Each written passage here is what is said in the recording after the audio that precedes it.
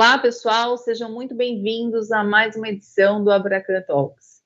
Nossa missão aqui é aprofundar as discussões e disseminar o conhecimento sobre os temas do setor financeiro que impactam toda a sociedade. Hoje recebemos a ABA Holly para esse primeiro bate-papo de 2024. A ABA foi fundada em 1878, com o compromisso de estabelecer as bases legais e éticas para a nação americana. Atualmente, existe uma organização associativa, sendo uma iniciativa de Estado de Direito da Ordem dos Advogados dos Estados Unidos. Assim, é com muita satisfação que recebemos César Pastore, especialista em PLD da ABA Holly, para falarmos sobre um dos atuais programas da ABA, combatendo o financiamento ao terrorismo na América do Sul. Essa iniciativa é realizada também em parceria com o Instituto Internacional de Governança e Risco, o GovRisk, e a K2 Integrity.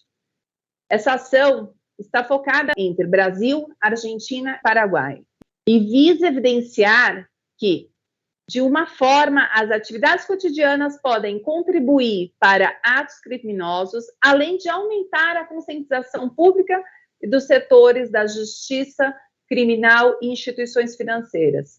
Para explicar um pouquinho mais sobre isso, junto com César Pastore, também integrará essa entrevista o consultor da ABA Holly, Flávio de Souza. Aqui eu deixo o espaço para que vocês façam as devidas apresentações. César, é com você, é um prazer enorme tê-los aqui conosco. Muchas gracias, estimada Kelly. Un placer estar contigo y compartir también a través de este medio con las empresas que forman parte de Abracan. Como mencionaste, mi nombre es César Pastore. Soy director del programa de combate a financiamiento del terrorismo, también comprendiendo acciones en contra del lavado de dinero. Y también estoy como director de nuestra oficina regional en Asunción, Paraguay, desde donde implementamos estos programas, y es un placer compartir con ustedes esta sesión. Muito obrigada, César. Flávio, pode falar um pouquinho de você para nós? Sim, obrigado pela palavra. Sou Flávio, como disse o diretor César, do programa ABA Holly. Eu sou consultor brasileiro da ABA Holly aqui no Brasil, e anteriormente sou especialista de prevenção à lavagem de dinheiro e combate ao terrorismo do GAFI-Sud, né, que atualmente se chama GAFI-LAT, que é o GAFI da América Latina, e sou advogado, tenho formação na área jurídica e também letras, e estamos trabalhando aí conjuntamente com a cooperação internacional nessa luta anti-lavagem de dinheiro. É um prazer estar com vocês aqui hoje. Muito interessante essa iniciativa, é uma iniciativa que nós temos muito prazer de participar. Em exposições aos padrões internacionais de PLD-CFTP, bem como as regulamentações específicas de cada país envolvido, em setembro agora de 2023, as associações congêneres e as participantes da CACFIN, que fazem parte do Mercosul, assinaram um proclama empresarial em Foz do Iguaçu, fomentando e dando mais celeridade para esse desenvolvimento dessa ação. Foi um prazer muito grande poder ter participado dessa iniciativa e estar sempre à disposição. O conhecimento de que o Brasil aperfeiçoou o regime de PLD confirma uma forte evolução do setor financeiro.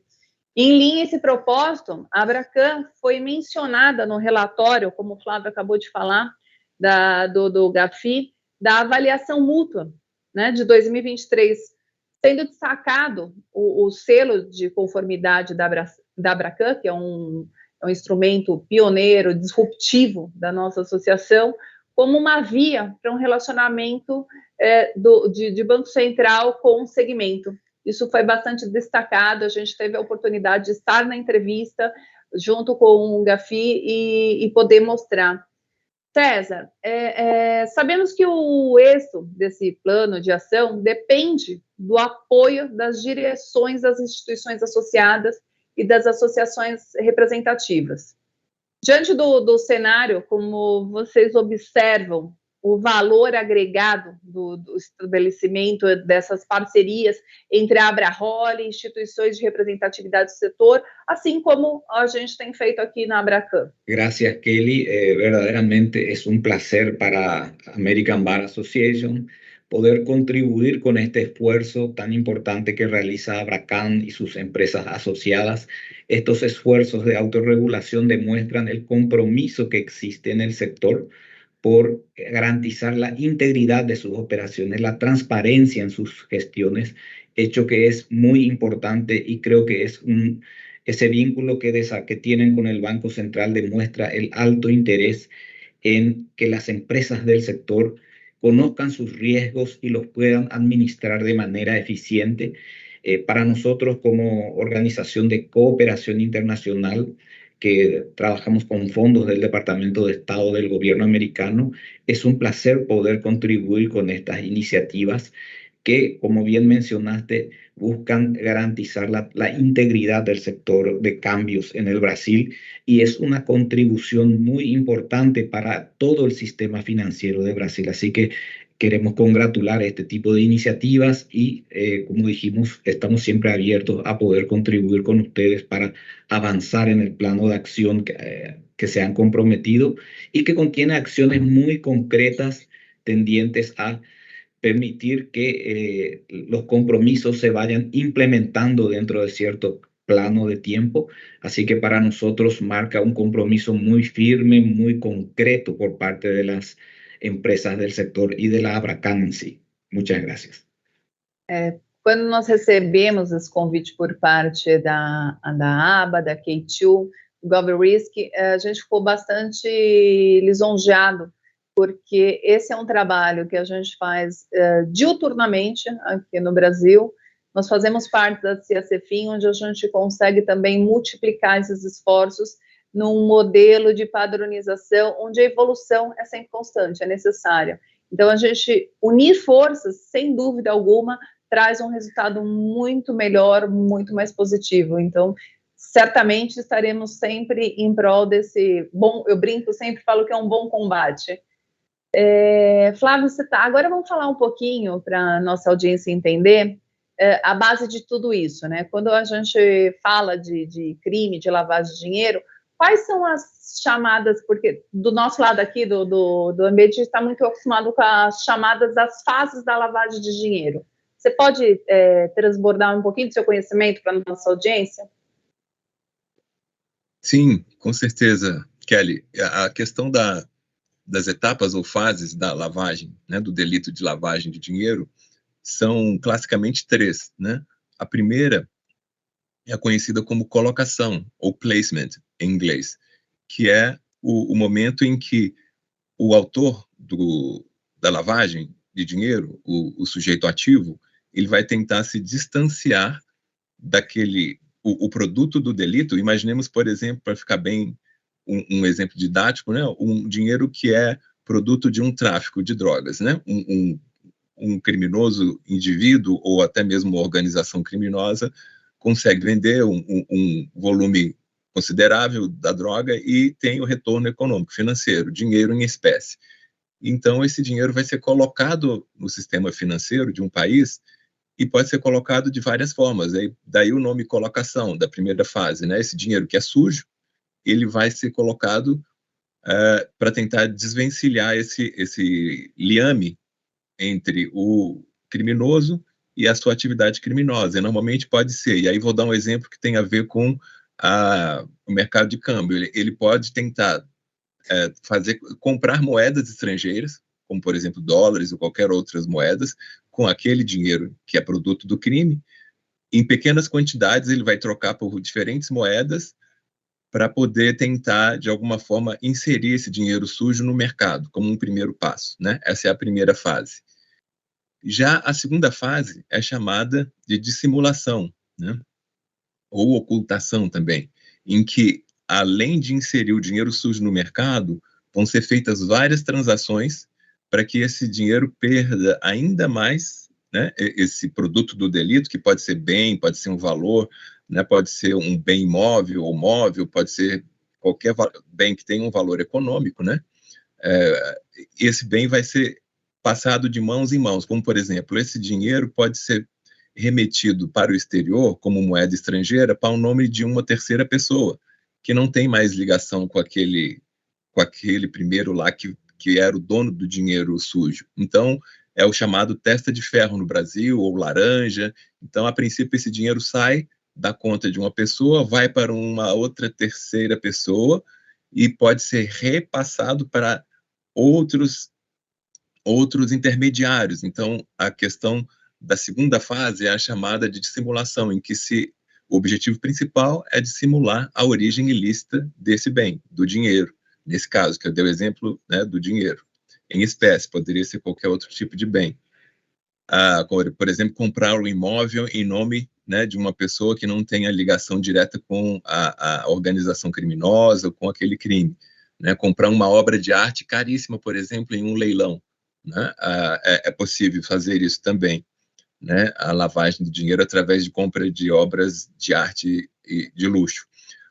E a terceira e considerada a última fase é a reintegração, ou seja, depois que esse dinheiro já circulou bastante e saiu das mãos do criminoso lá no primeiro momento e passou em várias fases de estratificação, que também é outro nome usado para a segunda fase, esse dinheiro retorna ao mercado, como, por exemplo, adquirindo uma franquia de uma empresa, um exemplo aqui, um exemplo fictício, adquirindo a franquia de uma empresa de fast food ou até mesmo de uma pizzaria.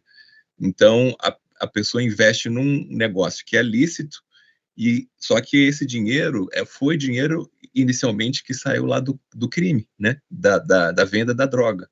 Então, ela começa com um fundo de comércio, que poderia ser uma franquia de um restaurante muito famoso, ou um fast food, ou coisa do tipo, ou nem tão famoso assim, e começa a render lucros em cima de uma atividade que é lícita, como, por exemplo, né, eu dei o exemplo aqui do restaurante, o fast food, e aí até na Itália, né, o tipo penal lá, eles preveem que seria essa quarta fase, que não é tão comum assim, mas que seria a reciclagem, né? É que essa empresa vai ficar tão importante no mercado, ela vai criar raízes, essa rede de restaurantes ou de fast food, por exemplo, que aquilo ali vai perder totalmente o link, ou vamos chamar de vínculo, com aquele dinheiro sujo lá do começo. Então, as três fases seriam essas, sendo que há uma quarta fase, que é chamada reciclagem, e que às vezes não aparece muito aí nos livros clássicos sobre lavagem, mas basicamente a explicação é essa,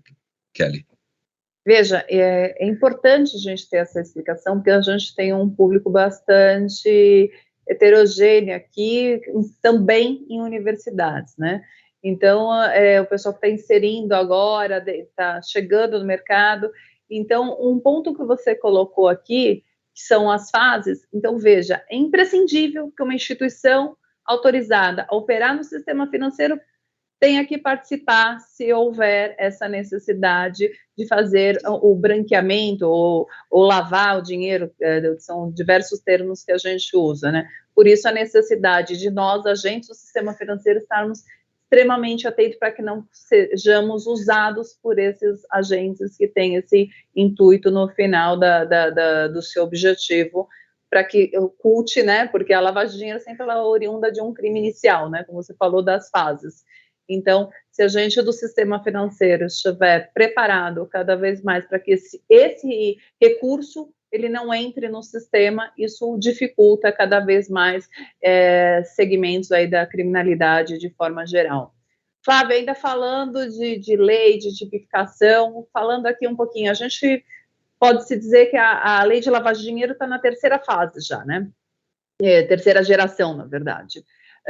Existe alguma relação com a tipificação desse crime? Foi determinado lá na Convenção de Viena, de 1988? Sim, Kelly, existe essa relação. As leis de lavagem de dinheiro mundo afora são conhecidas como de primeira, segunda ou terceira geração, por quê?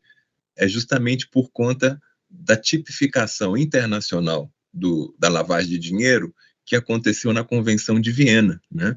E nesse momento inicial, a Convenção de Viena, ela trouxe uma questão que era o seguinte: inicialmente, a definição do que era lavagem de dinheiro tinha como crime antecedente, como você mesma disse, o crime inicial, né, da onde que dá o crime que dá origem ao ativo ilícito, ao dinheiro sujo. Inicialmente, quando a Convenção de Viena trouxe a tipificação do que é o delito de lavagem, ela apenas tratava de tráfico de droga, né? Então, o crime antecedente, naquela época lá da Convenção de Viena, apenas se referia como crime antecedente, só havia a possibilidade do tráfico internacional de droga funcionar como crime de base, né, ou crime inicial, para que daí se extraísse um entendimento, a definição do que é a lavagem de dinheiro. Então, inicialmente, quando saiu essa convenção foi ratificada e assinada por vários países, os países se inspiraram naquele texto, né, que lá da década dos 80, enfim, e final da década de 80, e quando eles tipificaram em seus países os signatários da Convenção de Viena, eles começaram a colocar apenas crime de tráfico como crime antecedente para definição de um crime que é o acessório, o crime que vem logo na sequência, que é o crime da lavagem, que é ocultar a origem ilícita ou a natureza do bem, valor ou direito, né, proveniente de ilícito penal, então, que é da infração penal. Então, ficou como primeira geração, uma lei entendida como de primeira geração, porque ela só prevê a possibilidade do crime de tráfico de drogas como crime antecedente, ou crime de base, para que se possa definir em cima desse crime de base uma lavagem de dinheiro. Então, era um rol estritamente muito fechado, apenas em cima do crime de tráfico de drogas e os assemelhados, né, crimes relacionados diretamente com o tráfico de drogas. Só que a lei brasileira, né, que a nossa primeira lei de lavagem, a 9.613 de 1988, ela já trouxe um rol de crimes que é, inclusive, taxativo, né, no sentido de quem é da área jurídica sabe que um rol ele é taxativo quando ele apenas traz quando ele traz aqueles um rol, uma lista de situações, no caso estamos falando de crime, então quando ele é taxativo são apenas aqueles, não se pode abstrair dali e tirar delitos fora daquela lista. Então, inicialmente, a nossa lei, lá de 88, a Lei 9.613, ela era de segunda geração, porque ela não previu não apenas o tráfico de droga e os crimes correlatos, mas ela já previu um rol maior do que os delitos de tráfico e relacionados, e estender um pouco isso. Então, havia um rol que era taxativo, sim, era um rol fechado, né? Só aqueles crimes poderiam dar origem à lavagem de dinheiro. E essa lei foi alterada em 2012, que é a Lei 12.683, que é ainda a nossa lei atual. Claro, após 2012 ela já sofreu alterações legislativas e já foi aperfeiçoada, mas já em 2012, o que aconteceu com a nossa lei brasileira? Ela virou de terceira geração. E o que quer dizer uma lei de lavagem de terceira geração? É porque ela já superou aquela fase inicial da Convenção de Viena, que só previa lavagem de dinheiro quando tinha como crime base apenas o tráfico de drogas, né? Um delito internacional de tráfico de drogas e crimes correlatos, e já superou também a fase da lei lá de 2000, do início em 2012, quando inicialmente ela a primeira, na verdade, brasileira, de 9.613, que era de 88, que trazia um rol um pouquinho mais extenso e trazia, além do crime de drogas, mais alguns outros delitos, mas hoje a nossa lei brasileira é de terceira geração porque não há um rol taxativo de crimes antecedentes. E isso quer dizer que qualquer infração penal que seja cometida hoje dentro do nosso território nacional e que dela se possa extrair uma vantagem econômica, um bem, direito ou valor que é passível de ocultação, pode servir de delito base ou delito antecedente para lavagem. Então, isso é importante a gente entender, que a nossa legislação, ela é super abrangente e por isso é considerada de terceira geração,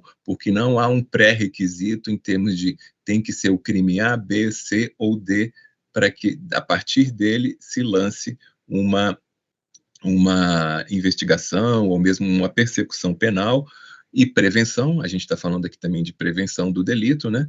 Porque não há necessidade de que sejam crimes específicos. Qualquer crime previsto na legislação penal brasileira e que tenha uma vantagem econômica decorrente dele, como produto do crime, ele pode servir de base para lançar um crime ou para que seja tipificado a lavagem. Então, isso é importante a gente ter em mente que a nossa lei, sim, é de terceira geração e já superou aquela fase inicial em que se previa apenas o delito de drogas, o tráfico de drogas, como delito base para a lavagem de dinheiro. Essa é muito importante, né? Uma lei de 25 anos e requer constantes atualizações e, nesse sentido, essa amplitude que deu para os crimes antecedentes, ela traz uma segurança do ambiente jurídico muito maior para tratar esses tipos de crimes, né? César, falando agora de diretrizes, né? Vamos falar um pouquinho quando a gente fala de lei, a gente fala de combate. Flávio falou agora de pontos de referência para tratamento. Então, se a gente for falar de diretrizes centrais, né, para o compliance, em PLD, CFTP, para o mercado de câmbio propriamente dito, o que você entende que seria importante, assim, destacar? Quais seriam as primeiras coisas que vêm à sua mente, assim, de suma importância? Sí, con respecto a medidas que puedan ser importantes en el sector de cambios, Kelly, creo que las medidas que están realizando en el sentido de que Abracan y sus empresas vinculadas están haciendo un esfuerzo muy importante en vincularse con entidades del sector público como el Banco Central en la implementación del sello de calidad y otras iniciativas más. Y creo que un factor muy importante presente en estas iniciativas es el hecho del esfuerzo que realizan en identificar con claridad los riesgos propios de la actividad de cambios, que son inherentes a cada sector tiene sus riesgos inherentes y aquí se visualiza un esfuerzo muy importante por identificar con claridad cuáles son los riesgos propios de las operaciones de cambio y también una intención muy transparente de administrar adecuadamente esos riesgos en el marco de sus actividades de autorregulación. Esas actividades de autorregulación son de suma importancia porque sobre todo los actores que mejor conocen el sector son las empresas que están desenvolviendo sus actividades en el sector y eso es un apoyo muy importante para el supervisor natural, para el Banco Central y los reguladores, porque quienes mejor conocen el sector son las empresas y con el diálogo permanente entre el sector privado y el sector público es donde se pueden mejorar y hacer más eficientes los sistemas de compliance, los sistemas de supervisión. A veces eso nos puede evitar caer en lo que a veces los expertos como Flavio llaman overcompliance, esfuerzos innecesarios tanto por el lado del supervisor como requerimientos para las empresas reguladas porque no existe una adecuada comprensión de la naturaleza del negocio cambiario. Entonces, eso se evita a través de la autorregulación y a través de ese diálogo público-privado que ustedes realizan y que, por supuesto, nos congratula poder apoyar las iniciativas que tengan en ese sentido y, sobre todo, ese esfuerzo que realizan a través de la Asociación de Casas de Cambio del Mercosur por ir extendiendo estas buenas prácticas a los demás países. Eso crea un entorno de confianza y un entorno de transparencia en todo el sector cambiario, que es un hecho muy digno de resaltar y que tuvo justamente sus elogios en lo que fue el proceso de evaluación mutua de Brasil recientemente concluído.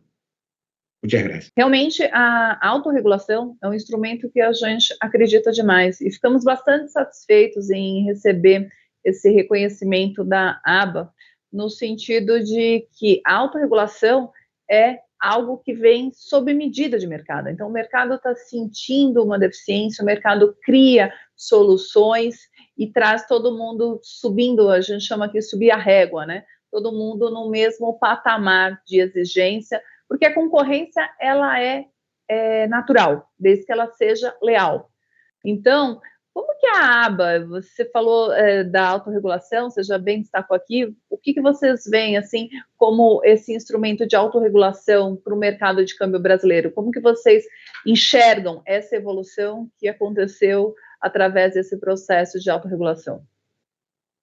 Sí, nosotros valoramos mucho ese esfuerzo y vemos que surge de la iniciativa de las empresas en esa necesidad, como mencionaste, de que el mercado necesita transparencia, necesita una clara identificación de cuáles son aquellas empresas que cumplen con todas las normativas y que desean promover la eficiencia y la profesionalización del sistema de cambios, trabajando dentro de un sistema de formalidad, trabajando en conjunto con las entidades reguladoras, y creo que esa evolución que ha tenido Abracam con su sello de calidad y con sus iniciativas de autorregulación ayudan a determinar un proceso muy positivo de transparencia, de integridad, de fomentar las actividades que ayuden a gestionar eficientemente los riesgos del sector de cambios en Brasil. Y estamos muy seguros de que el regulador, el supervisor, recibe muy bien este tipo de actividades porque facilita y hace más eficiente la supervisión del sector y promueve la competencia entre los distintos tipos de empresas que están autorizadas a operar en el sistema de cambios. Así que creo que es una señal muy bien recibida y que tiene sus efectos incluso más allá del sector cambiario, trasladándose a otros sectores del amplio mercado financiero de Brasil. Recentemente, a gente pôde conhecer o relatório, né, dos trabalhos da avaliação mútua do nosso país. E lá, a gente teve uma referência que foi numerada como a exigência, a recomendação de número 10 do GAFI, que fala da manutenção de registros e medidas adicionais para clientes e atividades específicas. Então, o que a gente pode linkar aqui relacionados às pessoas expostas politicamente, os PEPs. Flávio, você pode falar um pouquinho mais para a gente sobre o que tem de novidade para apresentar de esforços nessa diligência do cliente, que é uma recomendação, que pode evoluir? Claro, gracias, Kelly. En ese sentido, con relación a las personas expuestas políticamente, quería hacer una reflexión un poco general de que todas las actividades criminales, las organizaciones delictivas, precisan de un esquema para ocultar el origen de sus fondos y para insertar estos fondos en el sistema financiero a través de estas fases que mencionó Flavio.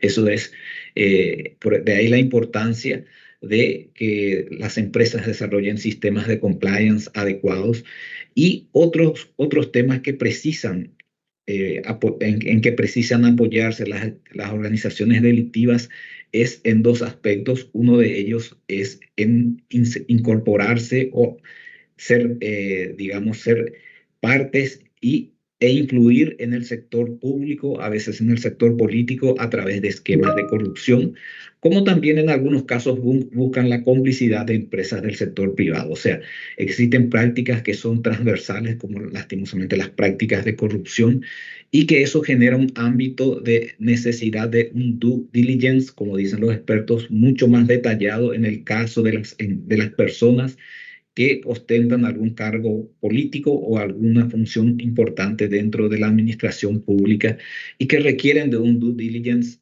detallado para prevenir que estas empresas delictivas a través de prácticas corruptas puedan afectar el funcionamiento del sistema de compliance. Así que en ese sentido valoramos mucho el esfuerzo que realizan por mejorar estos sistemas de compliance, hacerlos más acordes a las tipologías de delitos que se presentan en las operaciones financieras. Y aquí mi colega Flavio puede tal vez perfeccionar estos comentarios incorporando algunos temas más específicos de la legislación de Brasil que los maneja muy bien. Obrigado, César. Realmente, o que o César acaba de dizer é muito importante nesse sentido da prevenção ao delito e da autorregulação e o seu papel importante. E isso foi realmente uma novidade que eu posso trazer para vocês aqui, porque pode ter passado despercebido por algumas pessoas que foi uma alteração na nossa lei de lavagem de dinheiro no final do ano de 2022. Essa lei trouxe especificamente quanto a questão dos PEPs, né, que são as pessoas expostas politicamente, que estão definidas lá na lei de lavagem. Também existe uma regulamentação, né, do próprio COAF, que é a resolução número 29, né, essa resolução do COAF trata dos PEPs, né, que essa é uma resolução 29, é do ano de 2017. Mas, enfim, eu falava da nova lei não, da alteração recente que tivemos na lei de lavagem de dinheiro, que introduziu o artigo 12A. Esse artigo 12A, ele trouxe a criação de um cadastro nacional de pessoas expostas politicamente, está sendo chamado de CNPEP, né? Cadastro Nacional, a sigla para Cadastro Nacional das Pessoas Expostas Politicamente, e é uma ferramenta muito interessante que vai ajudar muito o que são chamadas as pessoas ou entidades obrigadas, né, que estão definidas no artigo 9 da Lei de Lavagem de Dinheiro, como, por exemplo, as corretoras de câmbio, que têm que cumprir obrigações de PLD, CFT, referente às especificidades do seu segmento no mercado. Então, agora vai ficar mais fácil identificar quem são essas pessoas expostas politicamente, porque até então, sem esse cadastro nacional, era muito difícil para as pessoas reguladas, no caso, né, as corretoras de câmbio e todos e bancos, instituições financeiras ou mesmo não financeiras, que são a PNFDs, né, essa sigla que a gente entende como tem relação com, por exemplo, os notários, né, os donos de cartório, todos eles têm que fazer essas due diligence, que é a devida diligência referente a essas pessoas expostas politicamente, né, que são normalmente altos funcionários dos poderes, né, tanto do executivo, legislativo, judiciário. E agora, com essa disponibilização no portal da transparência do governo federal, vai auxiliar muito as pessoas e as entidades designadas, como, por exemplo, as casas de câmbio, né, as corretoras de câmbio, no cumprimento das suas obrigações de devida diligência, né, conhecer melhor o seu cliente, coisas do tipo, e prevenir, né, possíveis tentativas de lavagem de dinheiro. E essas obrigações estão lá nos artigos 10 e 11 da lei, para quem quiser acompanhar aí o texto da lei 9.613, de 98, está lá o que cada pessoa ou ente designado ou obrigado, o que ele tem que cumprir. Especificamente para o mercado de câmbio, né, a gente tem a lei, que é a lei 14.286. Ela regulamenta o mercado de câmbio brasileiro. E lá existem várias, um pouco a repetição, não digo repetição do que está no artigo 10 e 11 da lei de lavagem, porque lá traz apenas obrigações gerais. E a lei do mercado de câmbio, ela é específica e traz lá exatamente quais são as obrigações, né, das empresas que operam nesse mercado cambiário. Então, lá é muito importante a gente, como o César explicou, que estejam atentos, né, os responsáveis administradores das corretoras de câmbio. E essa iniciativa do selo Abracan de conformidade é muito importante, porque o que acontece? Foi até dito no próprio relatório, né, do GAFI, da avaliação mútua do Brasil, que o selo Abracan de conformidade ele vai ajudar na compreensão mais clara das obrigações PLD, CFT e dos riscos, né, da lavagem de dinheiro, do financiamento do terrorismo. E isso, consequentemente, vai trazer uma diminuição dos operadores de câmbio que não são não regulamentados ou irregulares, né? Casas de câmbio ou operadores, corretores de câmbio que não seguem a lei e que estão à margem das regras. Então, assim, isso vai facilitar muito para que a prevenção à lavagem de dinheiro e também o combate ao financiamento do terrorismo seja mais específico, porque com base no selo vai ser mais fácil identificar quem está seguindo as regras e quem ainda não se dispôs, né, a fazê-lo de uma forma voluntariosa, né, porque, querendo ou não, o selo é isso, é um plus, é um selo que traz essa possibilidade da empresa ter, assim, um orgulho de dizer que, olha, eu estou cumprindo e tenho reconhecimento aqui da Abracand, que sigo as diretrizes básicas, né? Então, acho que isso é importante. Agora, contar com esse cadastro nacional de pessoas expostas politicamente vai facilitar muito o trabalho. Então, ele é acessado online, no portal da transparência do governo federal, e está sendo sempre atualizado, porque o grande problema que existia antes de existir esse cadastro é que, né, era difícil acompanhar quem entrou, quem saiu, né? Vocês sabem que no serviço público entra e sai com muita frequência, né? As pessoas que ocupam os cargos, né, na alta hierarquia dos 3 poderes da República. Então, é isso, basicamente, a explicação da novidade desse cadastro nacional das pessoas expostas politicamente. Flávio, eu fiz questão de puxar esse assunto contigo, porque esse é um assunto que gerava bastante divergência. Por quê? Quando você tem N listas de prestadores de serviço, e você tem que ir lá buscar, e às vezes não tem essa atualização, você pega cidades muito pequenas, a gente tem um número muito grande de municípios, onde tem essas pessoas politicamente expostas. Então, no final do dia, né, aqui nós temos entre os principais bancos desse país que operam no mercado de câmbio, a lei é muito clara do Brasil, né, só pode cursar uma operação com instituições autorizadas a operar em câmbio, então nós temos bancos, corretoras, instituições de câmbio, não existe outra figura que não seja essa, né, através também dos seus correspondentes, mas essa questão trazia uma fragilidade, porque muitas vezes você fazia uma consulta e não tinha a certeza de que aquilo estava atualizado, e gerando talvez ali uma incógnita numa futura ou eventual processo por ter operado com uma pessoa sem que fosse comunicado, sem que fosse alertado dessa relação, né? E também existia uma dificuldade muito grande das linhas, né? Então, primeira linha de relacionamento, segunda. Então, a gente entende que isso veio para trazer um conforto muito maior para os agentes que operam no mercado de câmbio. Falando em selo também, você foi cirúrgico quando você disse que da análise do GAFI, que isso traz uma segurança maior para que entes do mercado operem entre si apenas com instituições que têm um selo. O que era um círculo vicioso, né, de a gente não saber com quem estava lidando, operando, hoje o mercado, num processo de autorregulação, tornou-se um círculo, fez uma mudança para um círculo bastante virtuoso. Então, hoje, instituições operam entre elas apenas com instituições que têm o selo, que é o mais lógico, né? Veja, eu tenho meus princípios, eu tenho os meus controles, não me parece nada razoável que, em detrimento de todos os meus preceitos, para que eu obtenha lucro, eu opere com alguém que tenha essa dicotomia de relação, né?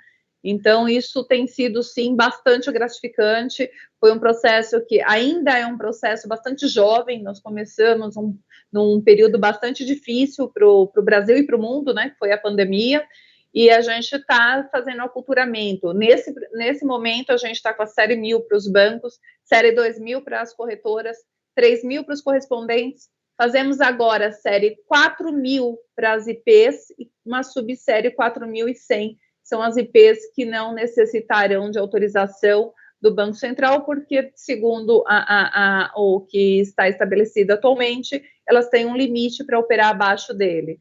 Então, aproveitando, já que vamos apimentar, Flávio, eu vou devolver um assunto para você que é bastante falado no momento, que são os ativos virtuais. Então, ninguém leva pergunta fácil para advogado. Você pode dizer um pouquinho para a gente, fazer, vamos dizer assim, essa união, né, das regras aplicáveis para o mercado de câmbio, agora com os virtuais. Bom, já que a minha mente já trouxe o cripto aqui, era a minha próxima pergunta. Então, eu já faço duas no mesmo momento para você, né? O que você entende que a gente pode convergir com o que existe hoje e que será aplicado para os ativos virtuais, já levando para os criptoativos, criptomoedas? Sim, é uma pergunta muito interessante e nova, né? Nova, não digo assim, de atualidade, muito recente, essa regulamentação, não só do Brasil, né? Mas de outros países que acompanham e que seguem as recomendações do GAFI. Houve uma atualização da recomendação do GAFI que trata das novas tecnologias, justamente por conta não digo proliferação, mas do crescente uso e do acesso que a população hoje já tem aos criptoativos e os ativos virtuais, né, os chamados ativos virtuais, como o GAFI define. E no Brasil, muito recentemente, essa lei é do final de 2022 também, muito próxima daquela alteração que eu falei, da lei que criou o Cadastro Nacional das Pessoas Expostas Politicamente, né? Essa lei é a estou falando da lei 14.478, que apresenta o marco regulatório dos ativos virtuais, né? Ou criptoativos, que é o nome mais popular que tem sido usado. A lei fala de ativos virtuais, né? Ela traz a possibilidade que essas atividades e operações de um provedor de serviços de ativos virtuais sejam incluídas futuramente no mercado de câmbio. Está no artigo 7º, incisos 5 dessa lei que busca a regulação do mercado de ativos virtuais. Inclusive, essa lei foi muito importante para que o Brasil tivesse a avaliação que teve no relatório de avaliação mútua recente de 2023, porque o GAFI tem a recomendação no sentido de que os países em que esses serviços são oferecidos, né, serviços de ativos virtuais, haja uma regulação, que essa regulação, né, seja eficiente, tenha eficácia e não seja apenas meramente formal, né, que ela tem que se enquadrar com as demais regras, recomendações, perdão, com as recomendações do GAFI. Então, essa nossa lei brasileira, que ainda o Bacen, né, que ficou como o órgão regulador, ela definiu o Banco Central como órgão regulador para esses provedores de serviços de ativos virtuais, incluindo aí as criptomoedas, os criptoativos, né? Então, existe lá, nessa lei, a possibilidade da troca dessa moeda, vamos chamar assim, virtual, né, ou ativo virtual, por moeda nacional, ou a moeda fiat, né, ou até mesmo uma moeda estrangeira. Então, essa possibilidade de troca aí traria para a questão como entidade obrigada ou mesmo designada lá dos artigos 9º, né, e 10º da nossa lei de lavagem, as corretoras de câmbio e os bancos também, porque, enfim, à medida em que a pessoa pode trocar, sei lá, vamos colocar um nome aqui, em Bitcoin ou Ethereum, qualquer outra moeda criptoativa, né, ou qualquer outro ativo virtual em real, ou trocar isso por euro, ou coisa do tipo, então entraria aí todas aquelas diretrizes de autorregulação ou até mesmo de obrigação de imposição expressa da lei, como, por exemplo, né, conhecer o seu cliente. Você vai ter que saber quem está operando para fazer aquela troca da moeda virtual em moeda real, no caso, nacional, ou até mesmo em uma moeda estrangeira, quando a pessoa vai fazer a conversão, né, o câmbio dessa moeda, conhecer o seu parceiro, né, o famoso Know Your Partner, ou que estão lá na regra, na recomendação 10 do GAFI também, a questão de conhecer o seu funcionário, né, o seu employee, o Know Your Employee, porque a pessoa que trabalha para uma entidade obrigada, como por exemplo uma casa né, uma corretora de câmbio, aquela pessoa que trata ali diretamente com o atendimento ao cliente, né, ela não pode facilitar a regra de Know Your Client para alguém que, por acaso, possa lhe oferecer alguma espécie de uma vantagem econômica, né? Poderia, aí, no caso, existir até uma possível corrupção ativa ou coisa do tipo, né? Ou passiva, depender do caso. Então, assim, as corretoras de câmbio, os bancos e, enfim, correspondentes vão ter que pensar muito agora que essa possibilidade esse ponto de interação do ativo virtual com outras moedas, quer seja moeda nacional ou uma estrangeira, é possível, que está na nossa lei, que já regulamenta o marco regulatório, só que o Banco Central, né, que foi definido como órgão regulador no decreto 11.563 do ano de 2023, ainda não traçou todas as diretrizes e regras específicas de como isso vai funcionar. Até o momento, a gente pode dizer que a lei já existe, né? O GAFI até afirma isso, que é importante que ela exista, mas ela tem que ainda estar bem regulamentada. E o órgão que vai fazer isso é o Bacen. Então, um exemplo que a gente pode trazer já como complexo, não digo que é difícil de tratar, mas que já está sendo enfrentado por outros países, que não só o Brasil, por exemplo, são essas empresas que oferecem caixas eletrônicos, as ATMs, como conhecidas, né, no exterior, os caixas eletrônicos de autosserviço, de troca, que oferecem não só a pessoa poder comprar a moeda virtual, como ela também fazer essa operação de câmbio, como eu expliquei, trocar a moeda virtual por uma moeda nacional ou estrangeira.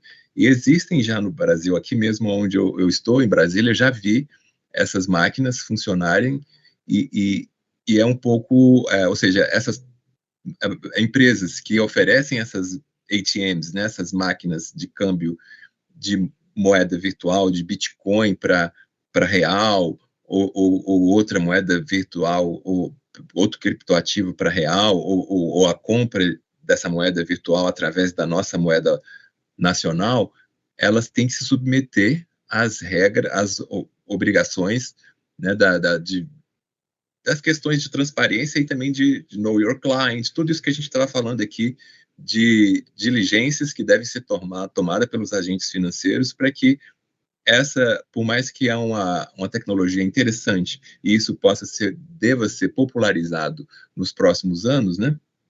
Essa facilidade da pessoa não ter que ir a um banco para fazer essas operações, de ter um quiosque, vamos chamar assim, de autoatendimento, um caixa eletrônico que possa fazer a compra de ativos virtuais, isso tem que... os operadores dessas máquinas vão ter que operar de acordo com as regras que o Banco Central vai deixar muito claro, porque eles vão se encaixar, sim, em todas essas regulamentações de PLD, CFT, porque, por exemplo, uma das críticas que existem é que quando uma pessoa opera numa máquina dessa, um cliente opera, é muito possível que ele esteja usando aquela máquina para fazer uma transferência não só para si próprio, mas pode estar fazendo a transferência e sendo usado como uma ferramenta, como um laranja, vamos dizer, para operar e fazer transação, né, com criptoativos para uma organização criminosa, ou mesmo só para um criminoso isolado, enfim, para uma atividade ilícita. Então, né, porque quem entra ali e talvez apresenta um documento, uma identidade, no momento em que ele faz lá, ou até mesmo uma verificação facial, né, ao momento de usar uma máquina dessa, não se sabe exatamente se aquela pessoa é ela mesma, não se sabe se vai usar, que forma de identificação daquela pessoa, é só apresentar um documento, e se o documento vai ser escaneável, como é que está sendo hoje em dia essa forma da pessoa usar essas máquinas de troca de moedas virtuais por moedas nacionais, né, ou estrangeiras. E isso ainda é um pouco um mistério, porque o Banco Central lançou uma consulta pública para saber como os novos que vão ser regulados, né, os provedores de serviços de ativos virtuais, quais são as sugestões que eles que eles querem trazer antes até mesmo do próprio Banco Central lançar a regulamentação. Então, ainda não posso adiantar muita coisa, mas é importante que o Banco Central tenha essa ideia de ouvir primeiro quem vai ser regulado, os PSAV, que é a sigla que está sendo usada pelo GAFI, né, os provedores de serviços de ativos virtuais, para só depois ele já trazer a política pública, né? Ele não vai trazer uma coisa sem ouvir os próprios interessados. Como o próprio César disse, os próprios entes regulados sabem muito do mercado também e devem ser ouvidos antes de que se tenha já uma definição de como vai ser essa regulamentação, né? Sem dúvida, o mercado ele evolui muito rapidamente e de forma constante. Que bom que assim é.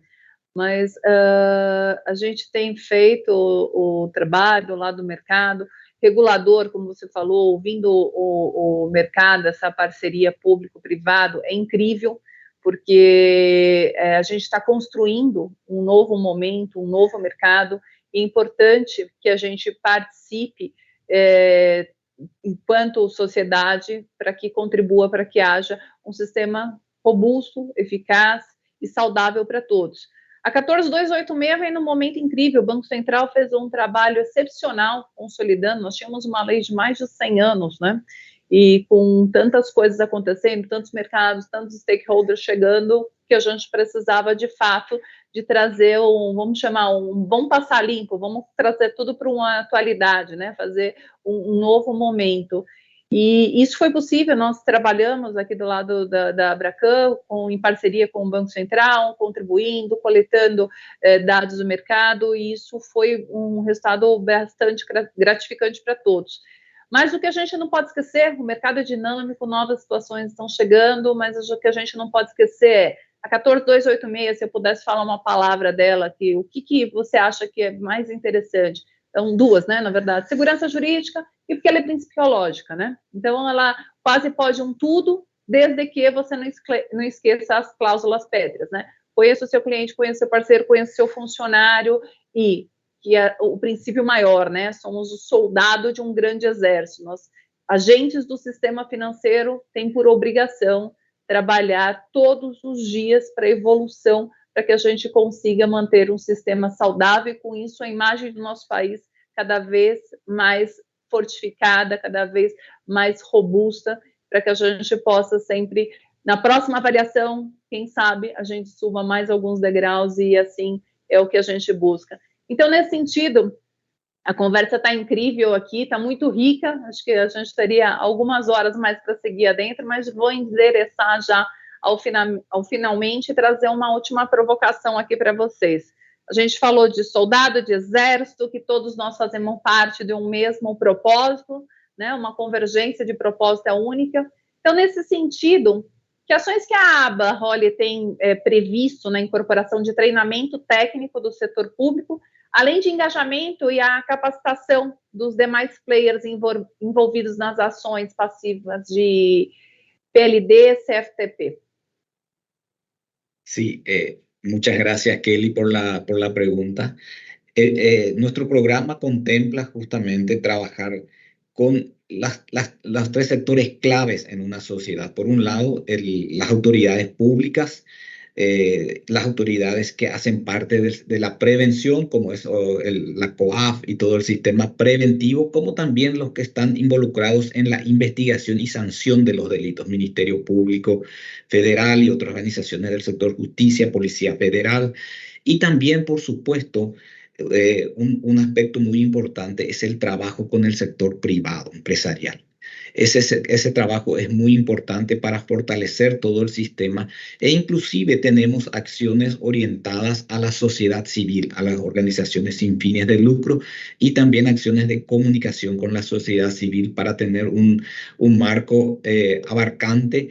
Sabemos que todas estas medidas de prevención implican la participación activa del sector público, del sector privado y también de la sociedad civil, que en la medida que conozca y esté concienciada sobre los riesgos de estas actividades, porque a veces vemos que estas actividades, cuando hablamos de esquemas de lavado de dinero, pensamos que eso está solamente circunscrito a las altas esferas financieras, a los negocios de gran volumen, pero eso llevándolo a una pequeña escala, a distintos esquemas y tipologías de lavado, involucran a veces en forma, sin que la sociedad misma conozca los detalles, hacen y afectan a su vida diaria. Entonces, nuestro espíritu es trabajar con los sectores público, privado y también con la sociedad civil para que el sistema sea más efectivo. Y aprovechando la oportunidad, quiero también mencionar la importancia de algunas actividades. Se mencionó mucho el sello de calidad, pero también veo que Abracan y otras organizaciones de Brasil son muy efectivas en otro tipo de acciones estratégicas, como son los diálogos público-privados. Estamos próximos a llegar al nuevo Compliance Day de Abracan, y ese tipo de actividades, como también la actividad desarrollada con los socios de las casas de cambio de otros países y sector público, son parte importante e imprescindible de ese diálogo público-privado que hace que la comprensión de la naturaleza de los negocios, de cómo supervisar, de cómo regular los sectores con un menor costo para los participantes es muy importante. Así que también valoramos mucho ese tema, ese tipo de iniciativas, y creemos que ese trabajo conjunto es la base para la efectividad de los sistemas de prevención, de los sistemas de investigación y sanción de estos delitos. Muchas gracias. Obrigada, César. Realmente é algo que a gente bastante tem orgulho, que essa relação público-privado funciona muito. Inclusive, eu particularmente tenho muita satisfação quando eu posso compartilhar, inclusive para os próximos dias estarei em um país do Mercosul compartilhando essa relação. Já fiz em outros países aqui do Mercosul, da Europa, o modelo exitoso que é essa relação público-privada, esse modelo de autorregulação, porque é algo que é construído de forma agregada e ele traz um mecanismo bastante robusto e perene. Então, a gente acredita nisso, é nisso que a gente continuará trabalhando. E, César, Flávio, agradeço demais pelo tempo de vocês, espero vê-los no Compliance Day, que será breve, agora dia 10 de abril. Agradeço por terem compartilhado o conhecimento rico de vocês aqui conosco. Obrigada à Abarroli pela parceria no programa Combatendo o Financiamento ao Terrorismo da América do Sul. E agradeço também a todos que nos acompanharam no YouTube e nas plataformas de podcast. Foi um prazer apresentar uma vez mais essa edição do Abracan Talks. Espero que tenham gostado. Estejam comigo e até a próxima edição. Obrigada e até lá. Obrigado, muito obrigado. Obrigado. Até logo. Abraço. Abraço, até logo. Obrigado, Kelly. Obrigado.